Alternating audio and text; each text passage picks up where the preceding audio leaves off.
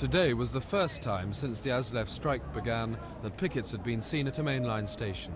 As well as the 20 or so ASLEF men, there were 7 Labour MPs at King's Cross and Mr Tony Benn. I'm here today because I support the engine drivers and the footplate men 100%. This country needs a good, modern transport system. And this is a scheme to run down the railways, to cut the wages of the footplate men, to sack people, and of course there's a safety factor. These modern trains are worth about £500,000 apiece. They have 500 passengers and they travel at 125 miles an hour, and there's a safety factor. So I support ASLEF 100%. They're defending our own transport system. That's what they're doing.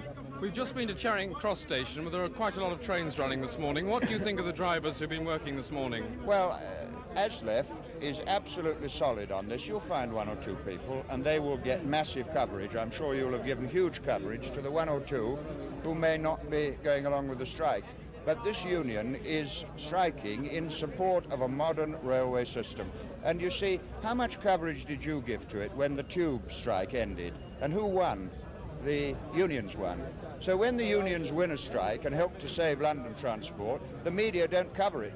They always give the impression that strikes are hopeless and that in the end they end in defeat. Actually, London tube drivers and the staff on the tubes won their battle, and ASLEF will win their battle too. We're calling for the public ownership of the train operating companies.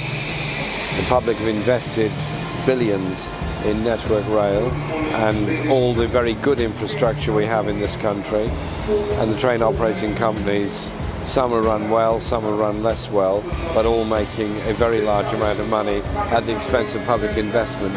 Southern Rail have an appalling record of cutting services, cancelling trains, dreadful levels of overcrowding on all their routes, and at the same time posting very high profits, because of course they still get the passenger income even if the passengers have to stand all the way from Brighton to London.